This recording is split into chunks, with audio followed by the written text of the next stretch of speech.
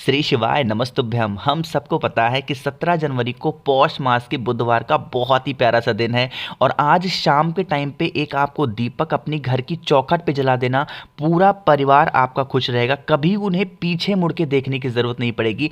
इतना स्पेशल, इतना प्यारा सही और बहुत ही छोटा सा उपाय। ठीक है, वीडियो को पूरा देखिएगा जिससे आप इस उपाय को बहुत ही आसानी और बहुत ही अच्छे तरीके से कर पाओ। ठीक है, चलो समझते हैं। सबसे पहले उपाय की बात करते हैं जो कि आपकी फैमिली में बहुत सारी खुशियों को लाने के लिए है या फिर धन संपदा को लाने के लिए। उसके लिए आपको एक दीपक जलाना है। वो दीपक आप चाहे तो आटे का बना सकते हैं, आप चाहे तो मिट्टी का दीपक भी ले सकते हैं। ठीक है, अब वो दीपक कौन सा लोगे, कहाँ लगाओगे, आपको क्या करना है। वैसे तो ऑप्शन दो हैं। पहला ऑप्शन तो ये है कि बुधवार, जो पौष महीने का बुधवार आता है, उस दिन आपको आंवले पेड़ के नीचे शाम के टाइम पे प्रदोष काल में घी का दिया लंबी बत्ती का लगाने से हमारे घर में सुख शांति समृद्धि आती है। माँ लक्ष्मी का वास हमारे घर में बना होता है। पहला काम तो ये है।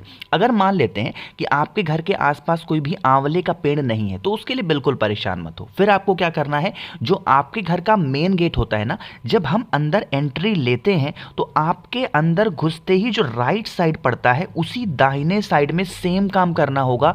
आपको एक घी का दिया लंबी बत्ती का ज़रूर लगाना है, जिससे हमारे घर में माँ लक्ष्मी का जो आगमन है वो तो हो ही, साथ ही साथ हमारा पूरा परिवार बहुत खुश है। पौष मास का बुधवार का दिन हमेशा आपको सुख शांति समृद्धि ही दे के जाता है। तो आज शाम को सबको करना है, समझे आप। चलो, तो यहाँ पे हम लोगों ने पहले उपाय की बात कर ली है। आगे बढ़ते हैं इस वीडियो में हम लोग अपने दूसरे उपाय की तरफ। दूसरा उपाय बहुत प्यारा, बहुत ज़्यादा छोटा सा है। अब सबसे पहले इसके फ़ायदे समझ लो। जैसे यहाँ पे देखो, एक इंसान है बहुत ही उदास सा बैठा है ना, तो काफ़ी लोग परेशान रहते हैं, भैया हम लोग बहुत उदास रहते हैं, हमारा पूरा परिवार उदास रहता है, हमारा जो बच्चा है बात नहीं सुनता, गलत संगति में है, नशे की हैबिट है हमारे हस्बैंड वाइफ या फिर जिन भी लोगों को। तो आपको क्या करना है, लेना होगा 5 पीपल के पत्ते। क्या लोगे, जैसे ये रखा हुआ है पीपल का पत्ता ना, आपको भी सेम ऐसे ही रखना है। उसकी सभी की डंडियों को आपस में मिक्स करना। ठीक है, कितने पत्ते लेने हैं, 5 पीपल के पत्ते। और हाँ, एक चीज़ का और ध्यान रखेंगे, आपको बिल्कुल टाइट से पत्ते लेने हैं, बहुत ही कोमल पत्ता मत लेना, बहुत ही टाइट सा 5 पीपल के पत्ते।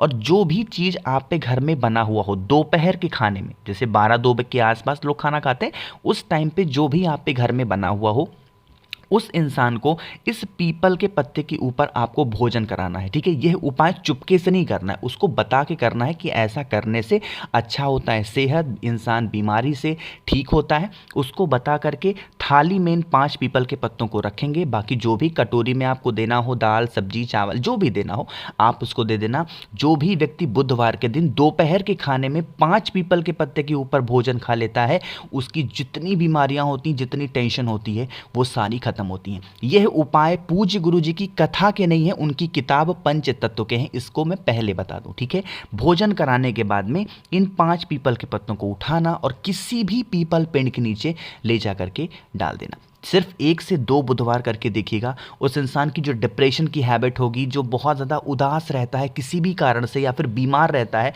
उसकी सारी प्रॉब्लम धीरे धीरे करके सॉल्व ज़रूर होगी। ठीक है, तो 2 उपाय की बात हमने कर ली है। आगे बढ़ते हैं इस वीडियो में हम लोग अपने तीसरे उपाय की तरफ। और ये तीसरा उपाय क्या है और क्या क्या इसके फ़ायदे हैं, उससे पहले जल्दी से वीडियो को लाइक कर दीजिए। और जितने भी भाई बहन इस आवाज़ को पहली बार सुन रहे हैं तो चैनल को ज़रूर सब्सक्राइब करिएगा। ठीक है, चलो अब बात करते हैं इस तीसरे उपाय को। सबसे पहले बता दूं कि इस उपाय को करने से आपको फ़ायदे क्या होंगे। ठीक है, सबसे पहला फ़ायदा तो ये होगा कि आपके घर में कभी भी किसी भी इंसान को नज़र नहीं लग सकती, कभी भी टोने टोटके नहीं लगेंगे, कभी भी हाय नहीं लगेगी। पहला काम तो ये। दूसरा काम, अगर आपके घर में लड़ाइयाँ बहुत ज़्यादा होती हैं, बहुत ज़्यादा घर में मारपीट जैसा माहौल है, तो वो ख़त्म होगा। और तीसरा, बीमारी वाला जो भी इंसान होगा वो तो ठीक होगा ही होगा। ठीक है, बहुत ही छोटा सा उपाय है। उसके लिए एक तांबे के लोटे में जल भर लो। ठीक है, इस जल के अंदर कुछ भी नहीं डालना, बस नॉर्मल सा पानी भरो और लेके पहुंच जाओ कहाँ पे, वट वृक्ष के नीचे। ठीक है, वट वृक्ष के नीचे जाना। साथ ही साथ आप अपने साथ रक्षा सूत्र लेकर के जाना, जो हम लोग अपने हाथों में मौली नहीं बांधते हैं, कलावा बोलते हैं जिसको, वो लेके जाना, रेड वाला। और उसको लेके जाना। और यह उपाय चाहे तो सुबह करो, शाम को करो, कभी भी करो। सबसे पहला काम पहुंच करके आपको जलाना है एक सरसों के तेल का दिया या फिर घी के तेल का दिया, गोल बत्ती का। लंबी बत्ती के दिए का प्रमाण वट वृक्ष के नीचे नहीं है। ठीक है, जला दिया। और उसके बाद में जिस इंसान से आप परेशान हो, चाहे वो नज़र को लेकर के, चाहे टोटके को लेकर के, चाहे बीमारी को लेके, उस इंसान का नाम और गोत्र बोल करके इस वट वृक्ष की 7 परिक्रमा करोगे। कितनी परिक्रमा करनी है? पौष के जो बुधवार का दिन होता है उस दिन 7 परिक्रमा हमें करनी चाहिए वट वृक्ष की। कितनी परिक्रमा कर ली? 7। अब 7 परिक्रमा करने के बाद में जो आप अपने साथ जल लाए हो ना, उसी जल को वटकेश्वर महादेव के नाम से यहाँ पे समर्पित करना। और इसका जो जल होगा ना, यहाँ पे कहीं ना कहीं इकट्ठा होगा, थोड़ा सा जल उसको लेके और अपने मस्तक पे लगा लेना। अपने जो होते हैं ना, जहाँ टीका लगाते हो वहाँ पे लगा लेना। कभी भी नज़र नहीं लगेंगे, कभी भी टोने नहीं होंगे, कभी भी टोटके नहीं होंगे, कभी भी हाय जैसी कोई प्रॉब्लम नहीं हो सकती। ठीक है, तो सभी लोगों को कल यह उपाय ज़रूर करना है ना। यहाँ पे एक छोटी सी बात आपको मैं अपनी तरफ से बता दूँ, हो सकता है आपको अच्छा लगे। अगर अच्छी लगेगी तो कमेंट में बताइएगा हाँ भैया अच्छी लगी, बुरी लगी तो वो भी बात बताइएगा। देखो, आज के टाइम पे लोगों के बच्चे बहुत ज़्यादा बिगड़ रहे हैं, है ना। इसके पीछे कारण क्या है कि लोगों ने उनको एक लत लगा रखी है अपने से पीछा छुड़ाने की। कभी भी बच्चों से खुद का पीछा मत छुड़ाइए, है ना। उनका बचपना मत छीनिए। अगर वो 2 साल के हैं, 3 साल के हैं, उनको क्या करते हैं बच्चे, सीधे पढ़ाना बिठा देंगे, सीधे ये कराएंगे। अरे उन्हें खेलने दो। अगर आप उनको स्टार्टिंग से ही पढ़ाई में डाल दोगे ना, 2-3 साल के बच्चे को, उसका मानसिक विकास तो हो जाएगा, ठीक है, पढ़ लेगा ABCD अच्छे तरीके से, लेकिन शारीरिक विकास नहीं होगा। और आगे चल करके शारीरिक विकास बहुत ज़रूरी होगा। मानसिक तो होगा ही होगा ठीक, लेकिन शारीरिक विकास बहुत ज़्यादा ज़रूरी है।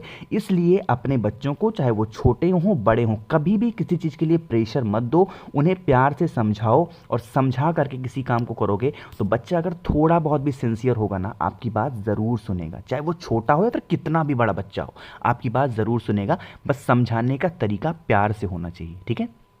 चलो अब चलो बात करते हैं हम लोग इस वीडियो के सबसे आखिरी यानी कि चौथे उपाय की। चौथे उपाय के सबसे पहले समझ लो कि फ़ायदे क्या है। इसका बस मात्र एक फ़ायदा है, वो है इच्छा पूर्ति, है ना।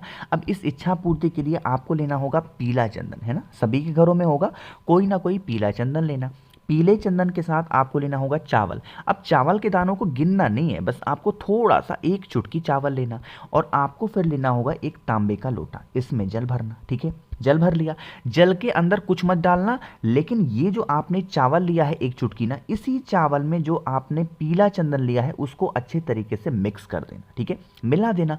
मिलाने के बाद ये चावल कैसा हो जाएगा? पीला हो जाएगा। इस पीले चावल को लेके, जल को लेके फिर से कहाँ पे जाओगे? पौष महीने में जो बुधवार का दिन पड़ेगा, वट वृक्ष के नीचे, बरगद पेड़ के नीचे।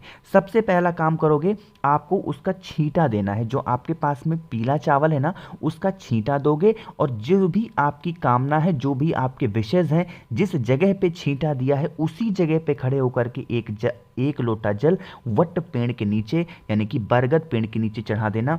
कभी भी आपकी जो भी इच्छाएं होंगी, अगर बहुत दिनों से अधूरी हैं, वो इच्छाएं आपकी पूरी होंगी। कभी भी आपको लाइफ में कोई प्रॉब्लम नहीं होगी। हमेशा पौष मास के बुधवार को वट वृक्ष की पूजन ज़रूर करनी चाहिए, है ना। छोटा सा उपाय ज़रूर था, लेकिन इफेक्टिव बहुत है। आपकी कितनी भी पुरानी मनोकामना होगी, वो सारे विशेष, सारी इच्छा आपकी पूरी ज़रूर होगी, ठीक है। तो कोशिश की है मैंने आप सभी को बहुत ही अच्छा समझाने की। मेरी बात कोई भी बुरी लगी हो तो उसके लिए मैं दिल से माफ़ी चाहता हूँ। बट हाँ, आपको भाई बहन मानता हूँ, तो मैं अपनी तरफ से जो भी चीज़ें मुझे लगती है लाइफ में, वो चीज़ें आपके साथ शेयर करता हूँ, ठीक है। तो वीडियो पसंद आई हो तो लाइक ज़रूर करिएगा। कुछ पूछना है, नहीं समझ में आया, नीचे कॉमेंट सेक्शन में पूछें। और हाँ, अगर आप मेरी आवाज़ पहली बार सुन रहे हो, चैनल को सब्सक्राइब करेंगे। मुझसे फ़ोन में बातें करनी है तो आप हमें इंस्टाग्राम या फिर फेसबुक पे भी फॉलो कर सकते हो, जिसके लिए सर्च करना होगा द नेचुरल प्लैनेट 108। वहाँ पे हम लोग बहुत सारी बातें कर सकते हैं। श्री शिवाय नमस्तुभ्यम।